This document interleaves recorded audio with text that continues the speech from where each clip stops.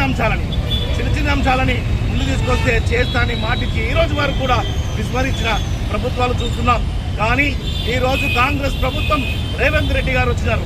రేవంత్ రెడ్డి గారు మేము గమనించినాం, ఆ రోజు రాష్ట్రం గురించి కొట్లాడిన వారు, ముందు వరుసలో ఉన్నవారు ప్రభుత్వంలో భాగస్వామ్యం కాలేకపోయినారు.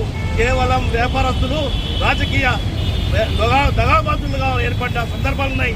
ఆ దగాబాజులకు బుద్ధి చెప్పే విధంగా ఈరోజు మీరు రాష్ట్ర ప్రభుత్వం మీ చేతిలో ఉంది. కాబట్టి ఇప్పటికైనా ఉద్యమకారులకు న్యాయమైన పరమైన మీరు ఇవ్వాలని వారి యొక్క చిన్న అంశాలే ఈరోజు చీమసీనన్న ఆధ్వర్యంలోని 27వ తారీఖు రోజున హరిహరి కళాభవన్లో ఆత్మీయ సమ్మేళనం పెట్టారు.